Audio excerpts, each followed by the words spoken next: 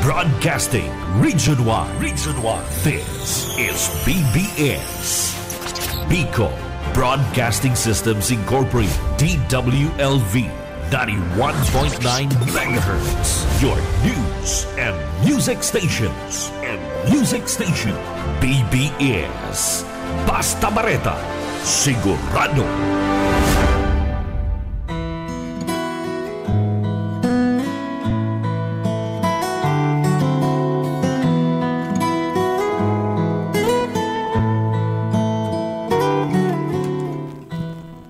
Magandang umaga po muli mga kapatid, mga kaibigan sa buong Bicol Region, sa Camarines Sur. Magandang umaga sa patuloy pong sumusubaybay sa ating pong palatuntunan sa biyaya sa pagkaaga sa 91.9. Kami po ay bumabati sa inyo ng napakagandang umaga. Ngayon po ay Mayo 21, 2024. Ay nagpapasalamat sa Diyos at muli ho tayong bumangon sa araw pong ito. Sa mga namamalengke, good morning po, good morning sa Rinconada. Ako po ang inyong makakasama ngayon sa loob po ng kalahating oras, si Pastor Andy ng Philippine Good News Church, Iriga City, at kasama po natin sa technical side si Steven Pabis. Sa mga may kaarawan po ngayon, happy birthday po sa inyo sa umaga pong ito.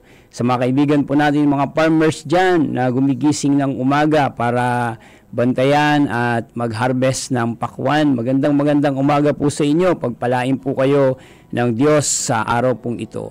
Ngayong umaga, mga kapatid, mga kaibigan, ay muli po tayong dadako sa mga salita ng Diyos na makapagbibigay po sa atin ng hamon at makapagbibigay po sa atin ng pag-asa sa bawat araw, kung ano man po yung ating mga pwedeng pinagdaraanan. Ngayong umaga po, bago po tayo magsimula, ay hingiin po muna natin ang gabay ng Diyos para po tayo bigyan ng pag-unawa at kaliwanagan sa mga salitang ating pong pwedeng basahin ngayong umaga. Tayo po'y manalangin. Ama namin na makapangyarihan sa lahat, may akda at may gawa ng buhay, panalangin po namin ang inyong pong mga salita ay magbigay po sa amin ng kaliwanagan at patuloy po namin maintindihan ito at kami ay lumakad ng naayon po sa inyong katuwiran. Tinataas ka namin sa umagang ito sa pagkakataon kami muling inyong binangon at binigyan ng panibagong pag-asa sa araw na ito. Maraming salamat po. Purihin ka. Lahat ng papuri at pagsamba sa iyo po lamang namin iniaalay. Purihin ka. In Jesus' name we pray. Amen. Hallelujah. Sa mga kapatid din po natin na kabubukas lang po, lalo na po sa mga tumutunghay o nagsumusubaybay sa FB, good morning po sa inyo, magandang umaga, magandang hapon, magandang gabi sa inyo pong lahat na nasa ibang lugar at sumusubaybay sa ating pong palatuntunan. Ngayong umaga, ang teksto po na ating babasahin ay makukuha po natin sa Matthew chapter 6 verse 24 hanggang sa mga sumusunod. Ito pong sinasabi ng salita ng Diyos, walang makapaglilingkod ng sabay sa dalawang Panginoon, sapagkat kapuputan niya ang isa at iibigin ang ikalawa. Paglilingkuran ng tapat ang isa at hamakin ang ikalawa. Hindi kayo makapaglilingkod ng sabay sa Diyos at sa kayamanan. Kaya sinasabi ko sa inyo, huwag kayong mabagabag tungkol sa pagkain at inumin na kailangan ninyo upang mabuhay, tungkol sa damit na kailangan ng inyong katawan. Hindi ba't ang buhay ay higit na mahalaga kaysa pagkain at ang katawan kaysa sa pananamit? Masdan ninyo ang mga ibon. Hindi sila nag-aasik ni nag-aani o kaya nagtitipon sa banga. Gayunman, pinakakain sila ng inyong amang nasa langit. Hindi ba't higit kayong mahalaga kaysa mga ibon? Sino sa inyo ang makapagpapahaba ng kanyang buhay ng higit sa isang oras sa pamamagitan ng kanyang pagkabalisa? At bakit kayo nababagabag tungkol sa pananamit? Isipin ninyo kung paano sumisibol ang mga bulaklak sa parang. Hindi sila nagpapagal ni humahabi man. Ngunit ito ang sinasabi ko sa inyo, maging si Solomon ay hindi nakapagsuot na singgara ng isa sa mga bulaklak na ito. Bagamat napakariringal ng mga damit niya. Kung ang mga damo sa bukirin na buhay ngayon at kinabukasan ay ginagatong sa kalan, ay dinaramtan ng Diyos, kayo pa kaya? Ang liit ng pananalig ninyo sa Kanya. Kaya huwag kayong mabalisa tungkol sa inyong kakainin at iinumin o daramtin, sapagkat ang mga bagay na ito ang kinahuhumaligan ng mga taong walang pananalig sa Diyos.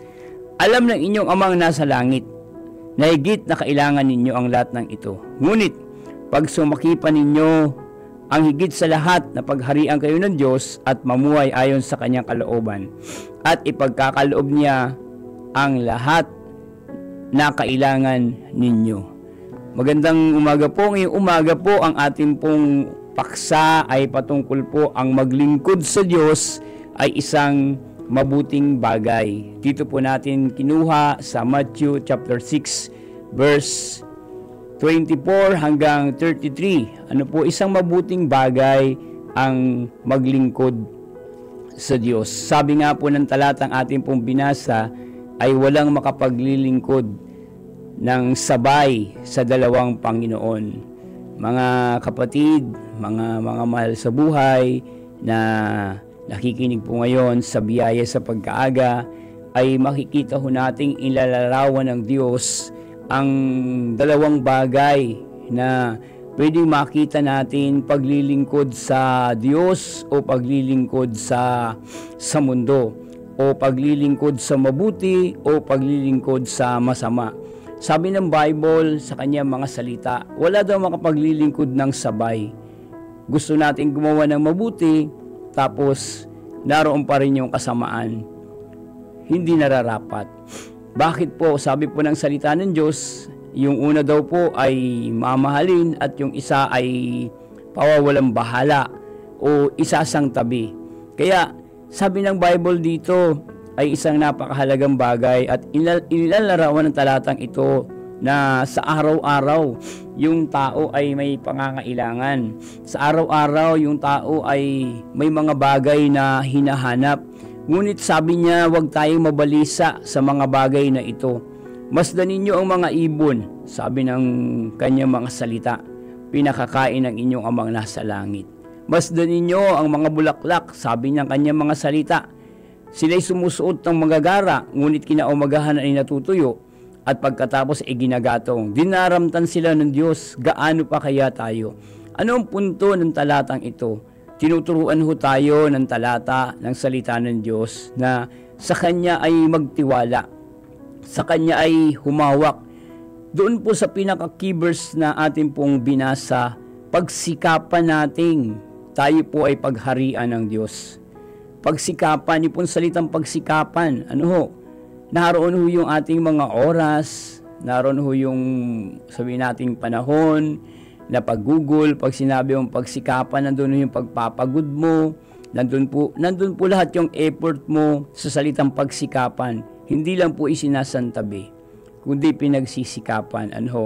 Ilalarawan po rito na ang tao ay nababalisa, ang tao ay nawawala ng pag-asa, ngunit sa kanya po mga salita, sinabi ng Panginoong Diyos, sa kanya ay tignan mo sila at sila ay pinakakain. Makikita po natin ang Diyos ay powerful, makapangyarihan. Kaya niya pong tugunin ang anumang bagay na pangangailangan natin. Lalo na po sa taong may karamdaman, kayang ibigay ng Diyos ang tunay na kagalingan. Unang-una, kagalingan pisikal at kagalingan espiritual. Ang unang-unang punto po ay pagsikapan po nating hanapin ang kanyang kaharian. Bakit po? Uli kaya'y unahin. Sabi ng Bible, ang lahat ng ito ay idaragdag po sa atin. Kasama na po ang ating mga pangangailangan. Paano ba maghanap ng kaharian ng Diyos? Pag natagpuan mo ang kaharian ng Diyos sa iyong paghahanap, sabi nga ng Bible, hindi naman siya malayo, siya ay malapit. Ayun salitang paghahanap, sa salita ng Diyos o pakatagpo ng kanyang kaharian. At unahin daw natin ang kanyang kabanalan at ang kaharian. Pag natagpuan natin to, ay inahayag ng Panginoon dito sa kanyang sarili na nagpapakita na siya yung master, siya yung makapangyarihang Diyos, siya yung owner, siya yung may-ari ng lahat ng bagay sa buhay natin. Sabi niya, pagsikapan mo, yung pagsikapan na tayo ay pagharian niya. Mga kaibigan, mga kapatid, tignan ho natin yung ating sarili sa mga oras na ito. Tayo ho ba'y pinaghaharian ng Diyos o pinaghaharian tayo ng ating mga sarili? Paano ko nasabi pinaghaharian tayo ng ating mga sarili? Pinaghaharian tayo ng ating mga sariling pagnanais at kagustuhan. Lagi na lamang nasusunod yung ating mga bagay na gusto ho natin. Gusto ko niyan, gusto ko nito, gusto ko roon. Ano ho? At kuminsan sa panahon ngayon, ang tao ay mas maraming oras sa salamin bago siya umalis. Napakaraming papapalit-palit ng damit, kung alin ang isusuot, kung ito ba itong black, ito bang puti. Maging doon sa mga bagay na yon ay ang tao ay, ang iba nga, marami ng damit, pero nababalisa pa kung ano yung isusuot sa dami ng kanyang suutin. Ang iba namang tao ay walang suutin at nababalisa. Ano ho? Ngunit ang sabi ng Bible, higit na mahalaga ang katawan kaysa sa mga pananamit. Anong punto? Bigyan natin ng importansya ang nagbibigay ng mga bagay na mayroon ho tayo kaysa sa mga bagay na ibinigay. Ang pinapahalaga ng tao sa panahon ngayon ay yung mga bagay na nakikitang ibinigay sa kanya. Hindi niya nakikita yung mga bagay na pinanggalingan. Higit sa lahat, yung pinanggalingan ng kanyang buhay. Ang sabi ng sa kanyang salita, ano ho? Ang pawang lahat ay idaragdag ho sa atin. Walang labis, walang kulang. Ano lang ho yung ating gagawin? Pagsikapan. Yung salitang pagsikapan natin.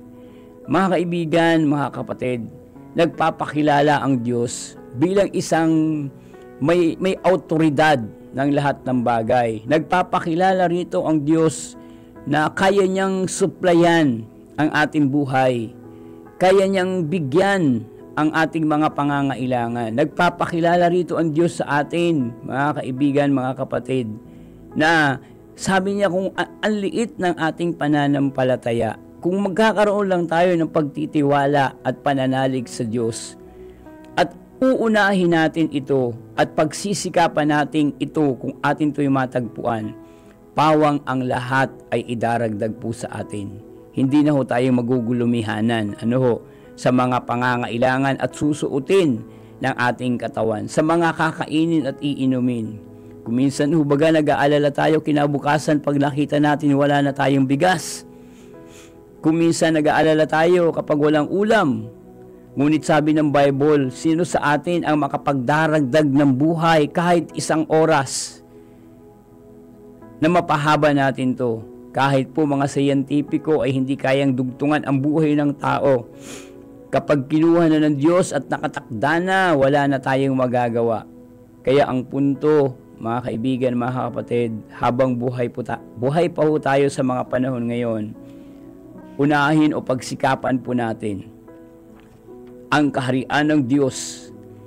Yung salitahong pagsikapan o pagsumakipan ay isang salitang nagpapakita na kasama po yung ating dignidad, kasama po yung ating effort, kasama po yung oras o panahon na ating pagkugol na pagkakaroon ho natin sa Kanya ng paglapit, ano ho, yung salitang pagsikapan, mga kaibigan.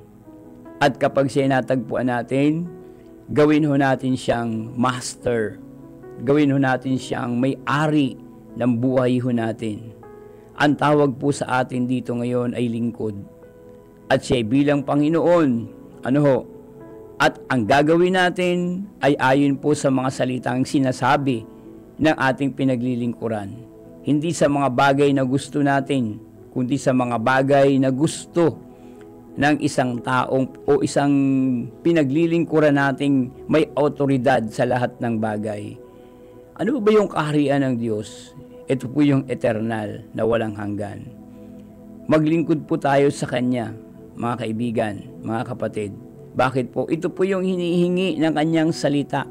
Saan ba tayo maglilingkod? Sa kayamanan o sa ating sarili o di kaya sa Diyos na makapangyarihan? Unang punto, ano ba yung ating prioridad? Ano ba yung ating inuuna sa ating mga buhay? Ano ba yung lagi natin binibigyan ng importansya? Sabi ng Bible,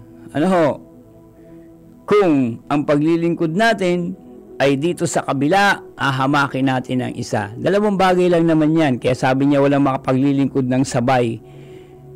May nakasulat nga po sa Bible, kung tayo ay lalapit sa Panginoon, kung maglilingkod tayo, kung tayo ay mainit, magpakainit tayo.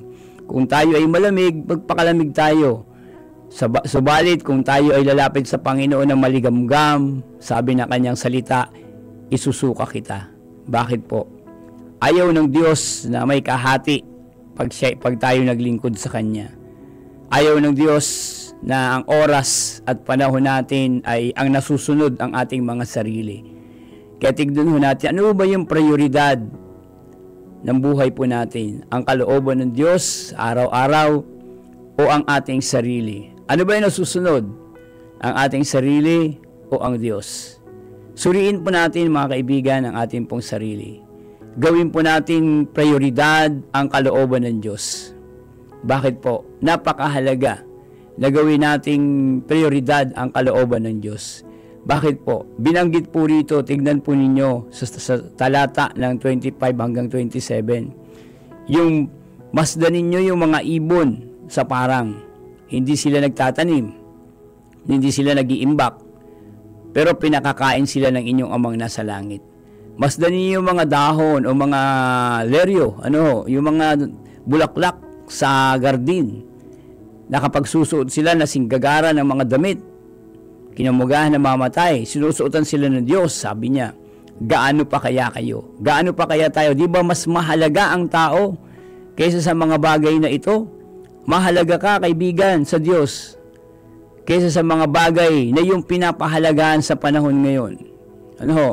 Gawin nating prioridad sa buhay po natin ang Diyos. Unahin po natin siya. Bigyan ho natin ng importansya ang kanyang kaharian, ang kanyang kalooban. Pag nahanap natin at natagpuan ang kaharian ng Diyos, ang kanyang salita ay malawak ang kahulugan. Ang kaharian ng Diyos ay yung kanyang salitang yung pamamahala. Pag sinabi pong kaharian ng Diyos, yung kanyang pamamahala, yung kanyang kalooban, yung kanyang nasasakupan, yung kanyang kaharian, na kanyang pangungunahan. Kapag napasok ka po sa isang kaharian, may hari.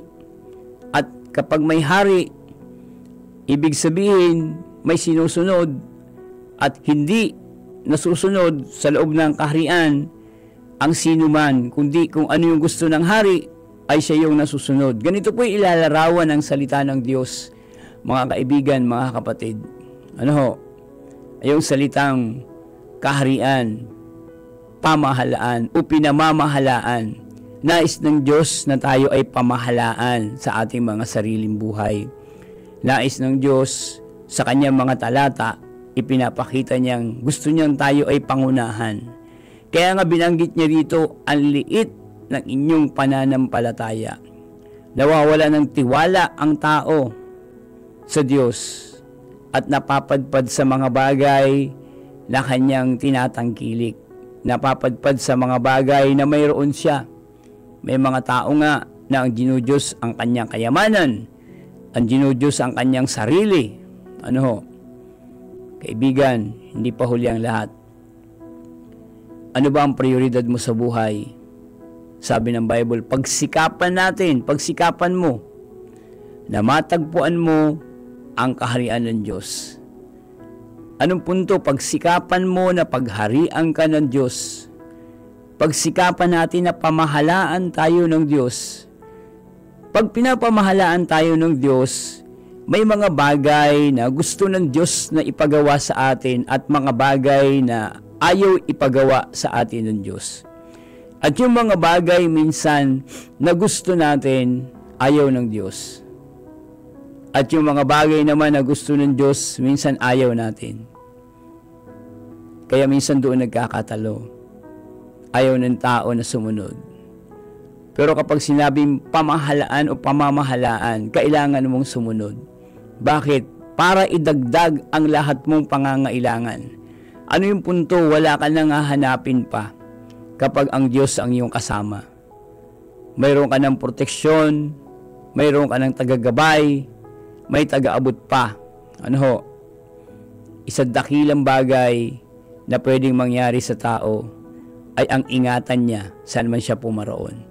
Kaya dapat ho, unahin po natin ang kanyang kalooban. Sabi ng Panginoong Hesus, ito ang aking kalooban, ang tuparin, ang sugo sa akin. Sabi niya sa John. Kahit ang Panginoong Hesus ang nabubuhay pa, ang kanyang sinusunod, ang kanyang amang nasa langit. Hindi siya kumilos sa kanyang pansariling kalooban. Kumilos siya ayon sa sinasabi ng kanyang amang nasa langit. At ganun din yung nais ipaabot sa atin ng Panginoong Diyos sa kanyang mga salita. Na tayo ay kumilos base sa kanyang kagustuhan, base sa gusto ng Panginoon. Maglingkod tayo sa kanya na may katapatan. At ang ating buhay ay pagkatiwala natin sa kanya. Maging prioridad po natin, mga kaibigan, ay ang kaharian ng Diyos. Bakit po? Doon ho tayo papunta pagdating ng panahon. Maging prioridad po natin, mga kaibigan, ay ang kalooban ng Diyos. Dahil pag natagpuan mo ito, sabi ng Bible, pawang idaragdag sa atin ang lahat ng ating mga pangangailangan. Naalala niyo ho ba yung alibugang anak na may isang ama na may dalawang anak? Nung panahon, ang kanyang anak ay nasa loob pa ng kanyang tahanan, sagana sa lahat ng bagay, maraming pagkain. Inilarawan ni Jesus ang talatang ito na nagpapakita ng proteksyon ng ama nung kasama niya yung kanyang anak. Subalit yung anak ay biglang magpaalam upang hingiin ang kanyang mana at hinati naman ng ama at ang anak ay umalis sa poder ng ama at lumayo at nagpakasaya. Winaldas ang lahat ng kanyang kayamanan sa mga bagay na walang kabuluhan. Naubos ang kanyang kayamanan sa madaling salita. At nung maubos ang kanyang kayamanan, ito po'y makikita natin sa Luke chapter 15. Nung maubos ang kanyang kayamanan, dumating yung tagutom. Wala nang makain ang taong ito, naghanap ng trabaho, walang mapasukan. Ngunit may isang piggery. Siya'y tinanggap bilang tagapag-alaga ng baboy. At sa panahong yon ay hindi siya gaano binibigyan ng pagkain ng may-ari. Nakikisalo siya sa pagkain ng baboy. Ano yung punto? Tignan po natin yung talata kung anong mensahe ang pwede nating makuha. Kapag ang tao ay malayo sa Diyos, kapag ang tao ay malayo sa presensya ng Panginoon, ito ho yung kanyang nararanasan. Kawalan ng pag-asa, gutom, kawalan ng seguridad. Kaya sa mga panahon kanyang dinaranas, mas pinili niyang lumayo at maglingkod sa ibang bayan. Noong mga panahon na siya makaranas ng kahirapan at kawalan, doon niya naalala, sabi niya, babalik ako sa aking ama at sasabihin ko sa kanya, nagkasala ako at hindi na ako karapat-dapat. Sa mga panahon siya nag-iisa, naalala niya, sabi niya, sa bahay ng aking ama, sumasagana ang mga pagkain ng mga alipin, samantalang ako rito ay pagkain baboy. Ano ang punto ho sa mga talata pong ito? Nung malayo ho siya sa presensya ng kanyang ama, doon niya po naranasan yung mga bagay ng mga panahon na kasama niya ang kanyang ama. Sagana ho siya sa lahat ng bagay, higit sa lahat sa pagkain at sa proteksyon. Kaya napag-isip-isip niya nung mga panahon siya po ay nasa kahirapan, magbabalik ako sa aking ama. Bakit? Naroon ang kasaganahan, naroon ang kasapatan ng kanyang mga pangangailangan. Ang katulad din ho rito sa ating binasa na pinapakilala ng talata na sinasabi po ng Biblia na mismo ho nagsalita, sabi ho rito, tignan ninyo yung mga ibon, hindi sila nag-iimpok. Tignan ninyo yung mga leryo, hindi sila naghahabi o nagtatahi, ngunit sumusuot sila ng magagarang kasuotan. higit na mahalaga kayo kaysa sa mga bagay na ito. Higit daw po tayong mahalaga sa mga bagay na ito. Huwag tayong mabalisa sa ating mga pangangailangan. Ano yung punto? Magkaroon tayo ng pananampalataya, pagtitiwala sa ating Diyos na buhay araw-araw. Magkaroon tayo ng pagkapit, pagsunod, bilang may otoridad ng lahat ng bagay sa mundong ito, walang iba kundi ang Diyos. Doon ho tayo magpasakop. Bakit po kailangan natin itong gawin? Upang ang lahat ng bagay ay idagdag po sa atin. Yung ating pangangailangan, yung ating good health, alisin yung pagkabalisa ng ating kaisipan, bigyan tayo ng kapayapaan sa ating kaisipan,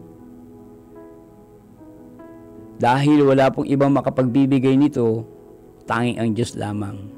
Kaya nga sabi niya sa kanyang talata sa Matthew 11:28, lumapit kayo sa akin, kayong lahat na napapagal at nabibigatan sa inyong pasanin.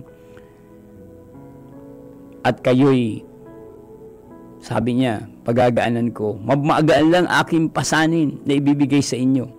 Mag-aral kayo sa akin, sabi ng Panginoong Hesus. Lumapit tayo sa Diyos, mga kaibigan, mga kapatid. Bakit po?